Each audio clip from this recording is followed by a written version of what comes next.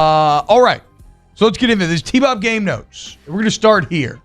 That loss on Saturday was the biggest ass whooping in the LSU Auburn series history. It could have been worse were it not for that late Mac Johnson touchdown as well. So it's again, something that we've said a lot this year. It is a literal record-setting loss. And the only way that you arrive at a record-setting loss is when everyone has a hand in creating that pie.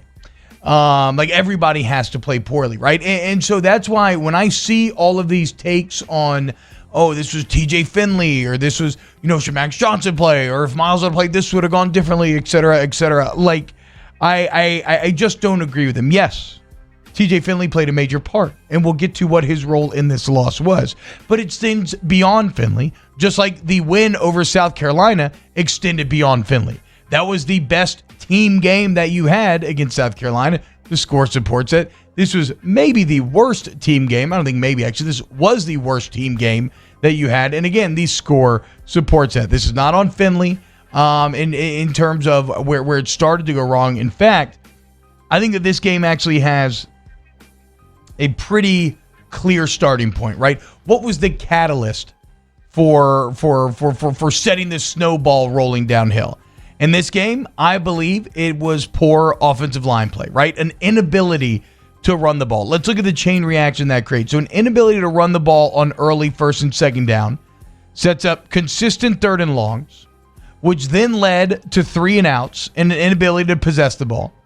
This helped to demoralize a defense that was getting some of their first stops of the season. Like, don't forget, LSU's defense was actually playing all right at the beginning of this game. Well, since you couldn't run the ball then and you weren't having that success and setting yourself up for third down, the onus to make things successful shifted from the running game to TJ Finley to make it work. It was all on him. What does that do? That then exposes him to more risk. And look, I still love TJ Finley, and I love how TJ Finley projects. And he actually did a lot of positive things that are going to be completely lost in the ether of this game. But he is 18, and he will make 18-year-old mistakes, and you saw that. And so when the pressure gets shifted to him because of bad O-line play, and they're not even protecting that well in the passing game either, but you can't run the ball, pressure's on him. He then makes those mistakes, and those mistakes were enough to push an already brittle defense to the breaking point. And then at that point, you have a defense like, wait, we've played well, and we're down 14-0. What's going on? Auburn senses blood in the water. LSU at this point, they kind of like, when it's 14-0, they've kind of taken a couple of big punches, right? They're a little wobbly on their feet. Auburn, sensing that, goes 99 yards for a touchdown right before half, and that was the haymaker knockout blow. And then by the second half, the route was on. LSU's lying on the mat. They're bleeding out. Chad Morris is coaching circles around Bo Pelini. Knows exactly how to exploit LSU, getting him going one direction pre-snap before hitting him the other way. LSU constantly confused. And then what does Auburn do to add insult to injury after he's already knocked out on the mat? Gets in a couple ground and pound shots as they come out and go 75 yards to open up the second half, make it 28-3. After the 75-yard drive, TJ Finley then throws a ball that gets batted up and picked, and you are officially dead. In fact, you're just a bloody pulp at that point. So let's get into my offensive thoughts. And again, we're going to talk a lot about a quarterback, but quarterback is not the root of the problems here. It was the offensive line. TJ Finley. Terrace Marshall definitely could have helped him by catching the first 2 throws, even though the throws were a bit off. It's kind of funny when you look at when he threw that first pick, things weren't going badly for LSU. The defense had gotten multiple stops, and TJ Finley was 7 of 10 for 80 yards when he threw that pick. And he even weathered the pick kind of nicely, right? But it was the fumble that felt like the ultimate breaking point. And when you look at the sequence that set up the fumble, I think it kind of tells the story of LSU on the night. It was a bad first down run that got nowhere. So 1st and 10 becomes 2nd and 10. Chasen Hines got blown up. He really struggled. Then you look on, you manage to gain 4 yards a second, and you make it to 3rd and 6. The 4-man rush breaks down. Great coverage by Auburn. Almost every single O-lineman lost their battle. And then in a freshman mistake, we remember he said 18-year-old going to make 18-year-old mistakes. Instead of tucking the ball and just getting sacked, TJ Finley's used to being bigger than everyone. He tries to raise the ball above his head. Well, you cannot do that on an SEC level. It's a classic, like, get away with it in high school, won't work here type of move. And next thing you know, touchdown Auburn, and the spirits are broken. I mean, after that pick and the fumble, Finley finally looked rattled to me. It's the first time that I saw this in 2 games of them. The accuracy started to waver. Clock sped up in his head. The feet got happier. And then the ball got batted to start the second half and picked, and that was basically a wrap. Again, though, this is not the reason that you lost. TJ Finley's mistakes were symptoms of the larger core problem, which was a complete inability to dictate at the line of scrimmage. In terms of Mac Johnson, Kevin Steele definitely knew how he wanted to get after Max Johnson. He had a huge lead, knew he'd get away with stuff. He starts blitzing him, speed up his decision-making.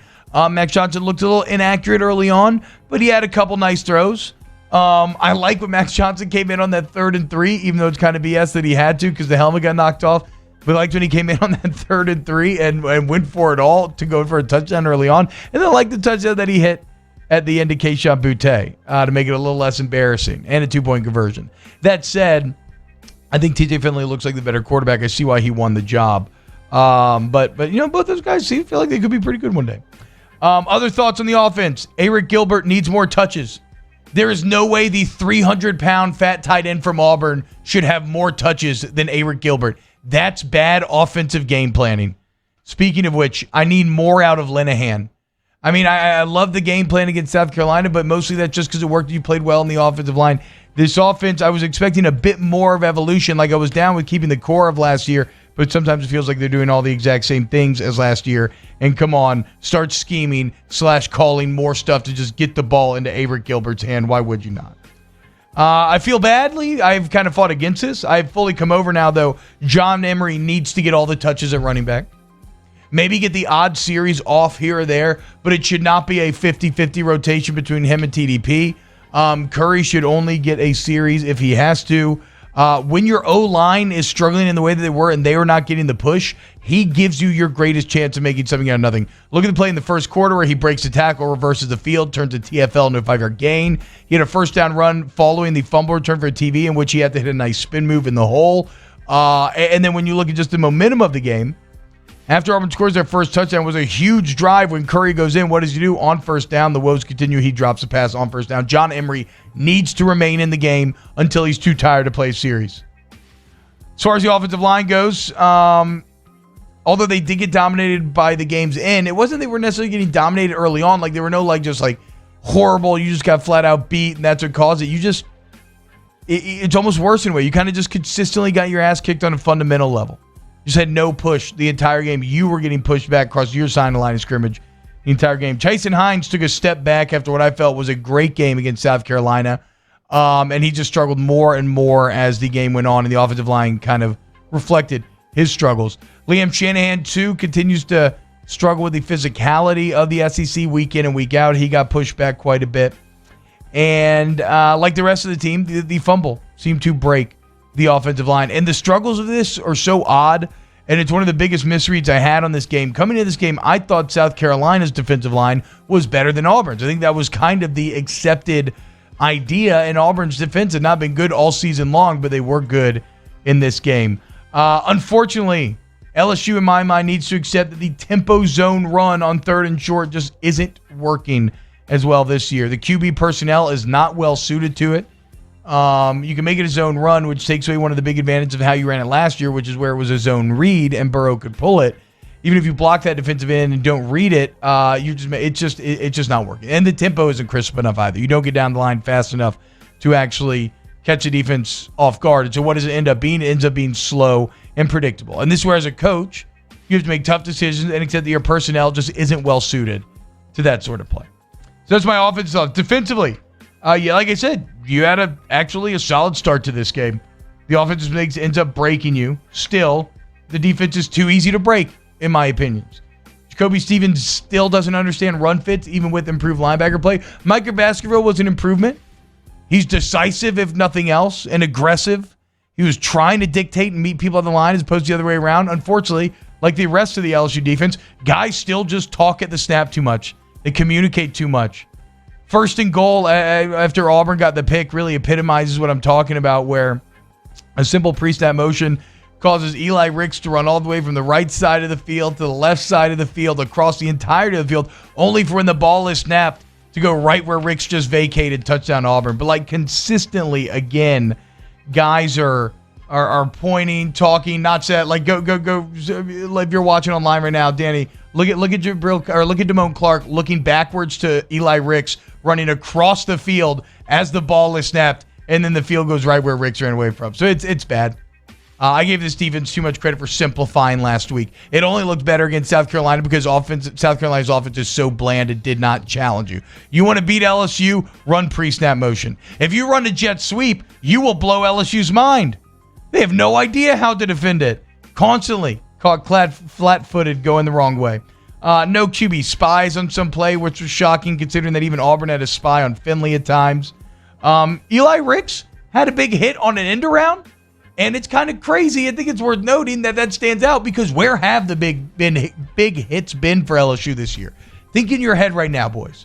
Can y'all remember one big hit that an LSU player has laid on a player this season? I mean, just one. No, you can't. Great defensive play by Stingley to force the fumble. That was tight. Jabril Cox looks worse than he is, right? And I put that on the coaching. I think Jabril Cox is more talented. I don't think it's about him not being able to physically hang in the SEC. Everything about this defense just looks broken top to bottom. The insult to injury is that this LSU defense isn't even a good tackling team. So even when they make the right plays in their position, they can still give up big plays. Now, in the defense's defense, how demoralized would it be to find yourself down 14-0 despite the fact that you've gotten off the field twice in a row and have not conceded a long drive or any point save for one play after the pick? Right? I mean, this defense is horrible to begin with, so when they're playing well, you have to give them support. They did not, and what do you know? The defense broke. I have it written down right here. Ali Gay still looks huge, which is tight, but he cannot keep contained. Nobody can. And I have almost no thoughts on the defensive line because nobody stands out on the defensive line. Nobody has any sort of impact. And when this team came back out in the second half, this defense at least, they were already broken. They were bleeding. They were begging for help, and they got curb stomped to the ground. Special teams thoughts. Von Rosenberg punted well. Execution down the ball inside the 5 still needs to be better. Punting from the 46 and having that be a touchback is abysmal. First off, it's not a winning play. Don't trust your defense. Your defense is not good enough to trust. You have to try to win games offensively this year. Secondly, when you allow that ball to go to the end zone, that's a net 26-yard punt. What the hell are we doing? And then Cade York goes 1-2 on 50-yard field goals, which is actually good. NFL kickers make it about at a 50% clip. So there's your T-Bob game take, stream of consciousness. As you can see, it was very bad, and a lot of it has to do with the defense being very bad. But really, I think the root of all evil in this game was an inability to run the ball and the chain reaction that started to the rest of the team. And overall, I just think the mental toughness for LSU sucks. I think that you saw a team that just completely broke after having to eat a couple of punches, and that is disappointing. And ultimately, I do view this all as a reflection of coaching and leadership in that locker room. All right. When we get back, let's get into some other football takes of the week and talk about what happened in the NFL, kind of college football as a whole. And then, look, if you have any comments, what you thought about Saturday's game, I'd love to get into those as well. If you put them in the YouTube chat, we can break them down next. This is OTB OT. Stick around. OTB OT.